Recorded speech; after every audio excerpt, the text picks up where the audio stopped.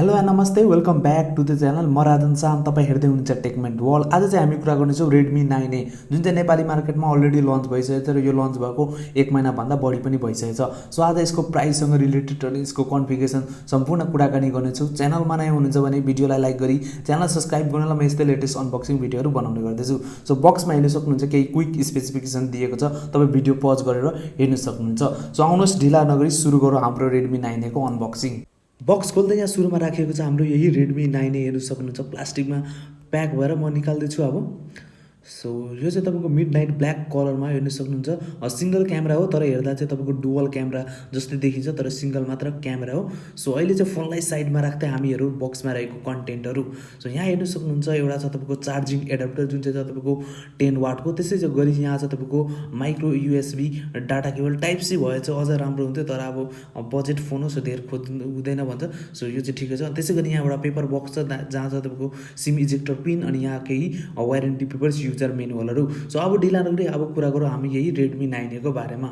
धेरै ढिला नगरीको म फोनलाई गर्दैछु बुट। हेर्न सक्नुहुन्छ एउटा रेडमीको ब्रान्डिङको प्लास्टिक छ जसलाई म निकाल्दिनेछु। सो अब म गर्दैछु यसलाई सेटअप। तबसम्म हामी हेरौँ यसको फिजिकल ओभरभ्यू।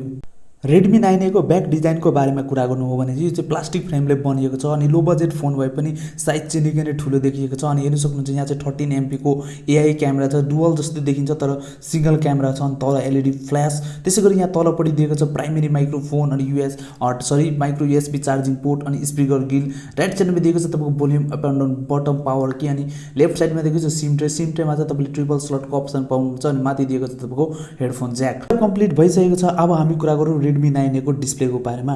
डिस्प्लेको कुरा गर्नुपर्दा यसमा तपाईँले 6.53 इन्चको IPS LCD पाउनुहुन्छ। रेडमीले चाहिँ यसलाई डट ड्रप डिस्प्ले पनि बनिन्छ जसमा चाहिँ तपाईँको 20:9 को बडी रेसियो छ अनि तपाईँले पाउनुहुन्छ 400 निट्सको ब्राइटनेस। हेर्न सक्नुहुन्छ डिस्प्ले क्वालिटी यतिको बजेट फोनमा चाहिँ यतिको लार्ज डिस्प्लेले गर्दा चाहिँ तपाईँको निकै नै राम्रो कुरा हो। यो चाहिँ सेटिस्फाई नै हुन्छ कस्टमरहरू यतिको प्राइस रेन्जमा।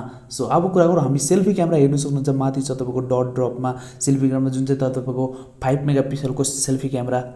अब कुरा गरौँ हामी सफ्टवेयर प्रोसेसरको बारेमा। सो अबाउट फोनमा गएर देखाउने चाहिँ यसको स्पेसिफिकेसनहरू। सो यसमा त तपाईँको MIUI 12 देखिएको छ जुन चाहिँ बेस्ट छ तपाईँको एन्ड्रोइड 10 मा। त्यसै गरी CPU छ अक्टा कोरको Helio G25 जुन चाहिँ बनेको छ तपाईँको 12 नैनोमिटरमा। अनि यो चाहिँ तपाईँको एउटा मात्र भेरिएन्ट छ नेपालमा 2GB ऱ्याम अनि 32GB स्टोरेजको, जसको प्राइस हेर्न सक्नुहुन्छ स्क्रिनमा। यो चाहिँ तपाईँको अफिसियल प्राइस हो साउमीको तर्फबाट 11,499। यो चाहिँ अफिसियल प्राइस हो MI को।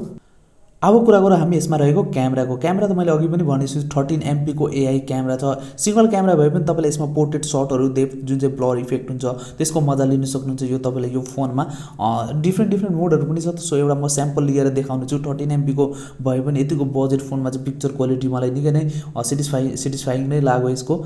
साथमा यसमा तपाईँले केही प्रिइन्स्टल्ड एपहरू पनि पाउनुहुन्छ, केही गुगलको तर्फबाट त केही साउमीको तर्फबाट। सो यसको कलर अप्सनको कुरा गर्नुपर्दा जो 3टा भेरिएन्टमा छ, मिडनाइट ब्ल्याक, नेचर ग्रिन अनि सी ब्लू गरेर 3टा अप्सन छ यसको कलर अप्सन। यो भिडियोसँग सम्बन्धित केही प्रश्नहरू छ भने मैले कमेन्ट गर्नु होला, म रिप्लाई दिनेछु। सबैको रिप्लाई पनि दिइरहेको छु। प्राइस कस्तो लाग्यो त्यो पनि मलाई भन्नु होला कमेन्टको माध्यमबाट, म रिप्लाई पनि दिनेछु कमेन्टको। सो जाँदै फेरि भन्न चाहन्छु च्यानललाई सब्स्क्राइब गरेर मात्र जानु होला, भिडियो लाइक गर्नुलाई यस्तै लेटेस्ट अनबक्सिङको लागि। सो हामी भेट्नेछौँ यस्तै कुनै अनबक्सिङ भिडियोमा। तबसम्म गुड बाई, जय नेपाल।